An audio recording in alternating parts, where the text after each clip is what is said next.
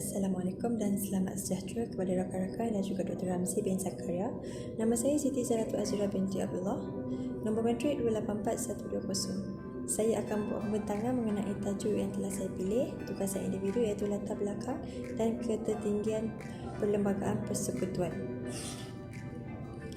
Apa itu perlembagaan? Perlembagaan itu ialah undang-undang yang menjadi dasar teras panduan pemerintahan negara, salah satu kerangka asas yang membentuk dan memandu sistem pemerintahan sesebuah negara dan juga merupakan undang-undang tertinggi dan asas kepada semua undang-undang yang ada di negara kita. Ketertinggian perlembagaan. Seperti yang kita sedia maklum, British merupakan parlimen tertinggi, undang-undang yang tidak boleh dipindah atau dibuat atau dimansuh. Malaysia pula mempunyai perlembagaan bertulis dan membahagikan kuasa persekutuan dan negeri menurut jadual 9. Seterusnya, tidak boleh mengisytiharkan akta parlimen termasuk pindaan enactment tersebut. Okey, latar belakang dan ketertinggian perlembagaan iaitu sejarah perkembangan perlembagaan Malaysia. Yang pertama ialah pemerintahan dan perundangan di Tanah Melayu sebelum era penjajahan, pemodenan pentadbiran dan undang-undang di zaman British serta kelahiran perlembagaan Malaysia. Pembahagian kandungan perlembagaan Malaysia antaranya ialah dimensi politik perlembagaan Malaysia, dimensi pemerintahan perlembagaan Malaysia, dimensi hak manusia dan pengurusan keselamatan Malaysia ataupun negara, dan yang terakhir antaranya ialah dimensi pengurusan keuangan negara. Seperti yang kita sedia maklum, perlembagaan merupakan undang-undang yang ditubuh atau asas sesebuah negara yang penting untuk melicingkan pemerintahan atau pentadbiran sesebuah negara. Perlembagaan terbahagi kepada dua, iaitu perlembagaan bertulis dan perlembagaan tidak bertulis. Perlembagaan banyak menimbulkan konflik dan fahaman setiap pegangan masyarakat. Setiap langkah ataupun tingkah laku masyarakat dibentuk berdasarkan perlembagaan tersebut. Pemerintahan berdasarkan perlembagaan dapat membataskan kuasa pemerintahan supaya tidak bersikap autokratik serta dapat memelihara hak-hak rakyat. Kesatuan Tanah Melayu iaitu Malayan Union tahun 1946 terdiri daripada beberapa gabungan negeri yang membentuk Kesatuan Tanah Melayu. Penggabungan ini berlaku pada tahun 1 April 1946 di mana Sultan menandatangani satu perjanjian dengan Sir Harold Macmichael yang mewakili British di Tanah Melayu, di mana ia telah ditandatangani pada hujung tahun 1945, di mana Sultan kita telah kehilangan kuasa terhadap tanah jajahan dan negeri Sultan tersebut. Kegagalan Perlembagaan Kesatuan Tanah Melayu pada fasa ini mengganggu keselamatan Malayan Union dan memaksa British untuk menubuhkan Majlis Mesyuarat Persekutuan Tanah Melayu pada tahun 1948. Struktur atau dimensi ataupun elemen. Pertama, penubuhan Persekutuan Tanah Melayu yang baru membawa kepada penubuhan perlembagaan yang baru. Kedua, persamaan pada sistem perlembagaan sekarang wujudnya Badan Kehakiman, Badan Eksekutif dan Badan Pentadbiran yang mempunyai peranan dalam membangunkan negara dan mengekalkan keamanan negara Malaysia.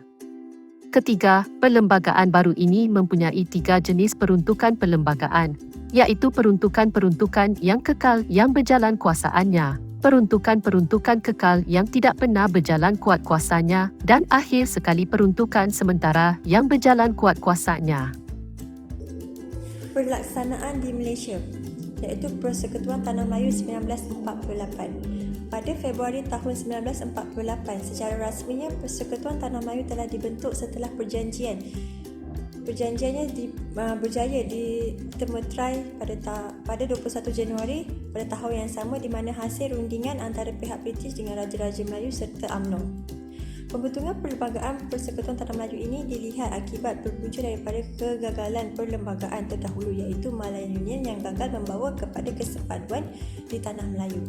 Matlamat dan prinsip Malayan Union ialah dapat dilihat juga telah mencabar status quo orang Melayu, di mana sebelum ini Sultan sebagai yang tertinggi, akan tetapi sebaik sahaja Malayan Union digubal, kedudukan Sultan hanya selaku raja kehormat sahaja, malah penguasaannya terhadap politik dan ekonomi diambil alih sepenuhnya oleh Gubernur British. Isu kerakyatan yang bersifat jus soli yang diperuntukkan dalam ayunan juga menyebabkan ketuanan Melayu tercabar, malah merasakan bahawa orang Melayu perlu berasingan di tanah sendiri sedangkan tanah itu milik mereka. Perlembagaan sebelumnya iaitu Sultan yang hanya berperanan selaku Raja Kehormat telah dikembalikan kedudukannya sebagai ketua negeri bagi membuktikan British telah mengiktiraf ketuanan orang Melayu. Bagi bersetuju dengan apa yang dituntut oleh orang Melayu serta British juga telah memperakui akan kepentingan dasar perlindungan orang Melayu. Suara dan hak persetujuan daripada Majlis Raja-Raja juga dipertimbangkan oleh British dalam Perlembagaan Persekutuan Tanah Melayu. Bidang kuasa negeri, misalnya kuasa penggubalan, undang-undang di Tanah Melayu diberikan dan ianya terhad dan tertakluk kepada persetujuan Majlis-Majlis Diraja. Antara isu-isu semasa kewujudan perlembagaan. Perlembagaan Kemerdekaan 1957. Kemenangan Parti Perikatan pada tahun 1955 dalam pilihan raya mampu mengubah penduduk Persekutuan Tanah Melayu. 1956, Suruhanjaya Red telah ditubuh bagi mengubah Perlembagaan Persekutuan Tanah Melayu. 31 Julai 1957, Akta Kemerdekaan Persekutuan Tanah Melayu 1957 yang diluluskan oleh Parlimen British memberi kuasa untuk dibuat satu perjanjian bagi membentuk negeri-negeri Melayu dan Selat untuk menjadi persekutuan merdeka di bawah satu perlembagaan persekutuan. Tun Mohammed Sufyan, 1987. Antara isi kandungan yang dipersetujui daripada penggubalan Suruhanjaya Red yang dipersetujui oleh pihak kerajaan British adalah pertama, sebuah negara persekutuan dibentuk dengan pembahagian kuasa dan negeri. Kedua, kerakyatan secara jus soli kepada mereka yang lahir di Tanah Melayu. Ketiga, kedudukan istimewa orang Melayu dikekalkan tanpa menjejaskan hak kaum lain. Keempat, institusi Raja-Raja Melayu dan konsep Raja berperlembagaan dikekalkan. Kelima, bahasa Melayu dijadikan sebagai bahasa pengantar di sekolah masing-masing. Keenam, agama Islam juga telah dijadikan agama rasmi persekutuan. Walau bagaimanapun, agama lain boleh terus diamalkan. Kemerdekaan Persekutuan Tanah Melayu 1957 dicapai melalui cara perlembagaan seperti negeri-negeri bawah perlindungan British.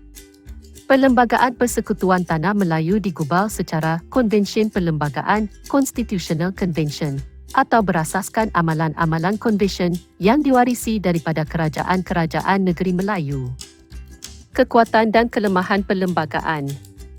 Perlembagaan Malaysia 1963. Pertumbuhan Perlembagaan Persekutuan Malaysia 1963 telah menguatkan lagi perlembagaan yang telah dibentuk berasaskan kepada dua dokumen iaitu Perjanjian Persekutuan Tanah Melayu 1943 dan Perlembagaan Kemerdekaan tahun 1957.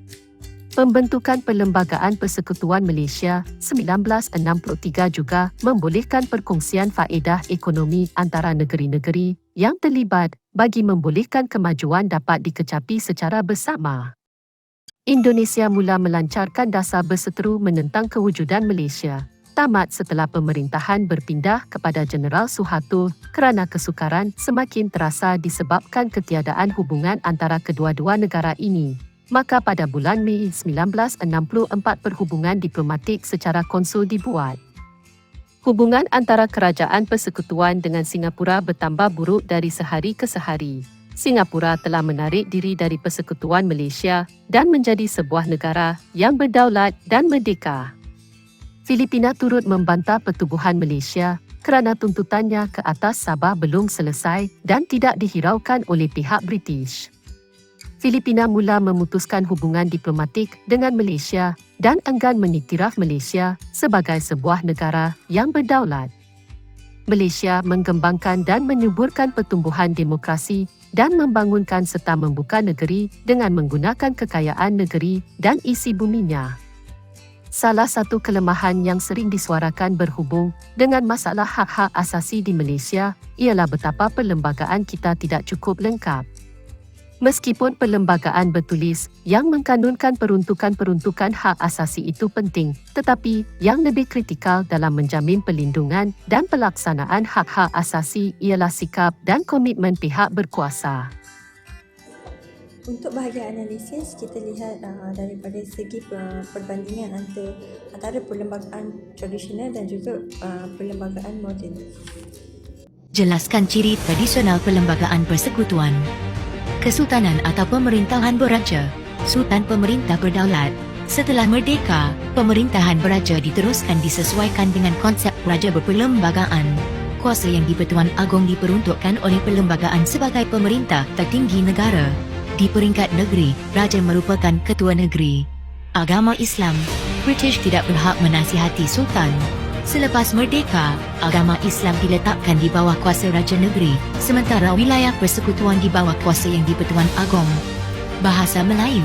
Pada zaman Kesultanan Melayu Melaka digunakan dalam pemerintahan, menjadi lingua franca dan bahasa ilmu. Kini, menjadi bahasa kebangsaan dan bahasa rasmi negara. Kedudukan orang Melayu dan Bumiputera. Sebelum merdeka di bawah kuasa Raja atau Ketua Peribumi. Selepas merdeka dipelihara oleh Yang di-Pertuan Agong, termasuk kepentingan sah kaum lain. Jelaskan ciri moden perlembagaan persekutuan. Kerajaan persekutuan. Perlembagaan Persekutuan Tanah Melayu memberi kuasa bidang tertentu kepada Kerajaan Persekutuan dan Kerajaan Negeri. Apabila Malaysia dibentuk, Sarawak dan Sabah diberi beberapa otonomi. Sistem demokrasi berparlimen. Pilihan Raya Umum 1955 menjadi asas demokrasi. Melalui pilihan raya rakyat memilih wakil pemimpin dan menubuhkan kerajaan. SPR melaksanakan pilihan raya dengan adil. Pilihan raya persekutuan bagi membentuk kerajaan persekutuan. Pilihan raya negeri untuk membentuk kerajaan negeri. Kewarganegaraan. Kewarganegaraan persekutuan diperkenalkan melalui Perjanjian Persekutuan Tanah Melayu 1948. Tidak terdapat satu kewarganegaraan yang sama bagi seluruh negara. Rakyat dikategorikan sebagai rakyat, raja dan rakyat British. Kemerdekaan dan pembentukan Malaysia melahirkan taraf kewarganegaraan yang sama. Cadangan penambahbaikan. Suruhanjaya Hak Asasi Malaysia, SUHAKAM. Antara fungsi SUHAKAM ialah mempromosikan kesedaran dan menyediakan pendidikan tentang hak-hak asasi, menasihat dan membantu kerajaan dalam membentuk undang-undang dan araban pentadbiran dan prosedur di samping mengesyorkan langkah-langkah yang perlu diambil. Mengesyorkan kepada kerajaan berhubung dengan penerimaan dan pemakaian perjanjian dan instrumen antarabangsa lainnya berhubung dengan hak-hak asasi. Pelaksanaan SUHAKAM di bawah kuasa Parlimen untuk mempromosikan kesedaran dan menjalankan penyelidikan melalui seminar dan bengkel bagi menyebarkan hasil-hasil penyelidikan itu, menasihatkan kerajaan dalam hal-hal berkenaan yang relevan dan mengesyorkan langkah-langkah yang perlu diambil, mengkaji dan meneliti pencabulan hak-hak asasi sebagaimana yang diperuntukkan oleh akta berkenaan, melawat pusat-pusat tahanan mengikut prosedur yang ditetapkan oleh undang-undang yang berkenaan dan membuat show-show yang perlu, mengeluarkan kenyataan umum berkenaan dengan hak-hak asasi bila-bila perlu. Kesimpulannya, Perlembagaan Persekutuan 1948 mempunyai 183 perkara dan merupakan undang-undang tertinggi Malaysia yang penting bagi memastikan perlindungan rakyat dan menyelaraskan kerajaan Malaysia. Perundingan sosial dipersetujui semasa merangka perlembagaan adalah berdasarkan persetujuan etnik. Perlembagaan adalah jaminan kepada perpaduan kaum dan keamanan di Malaysia. Justru, keluhuran perlembagaan perlu dipatuhi oleh seluruh rakyat Malaysia agar terus mengekalkan keamanan dan kestabilan di Malaysia.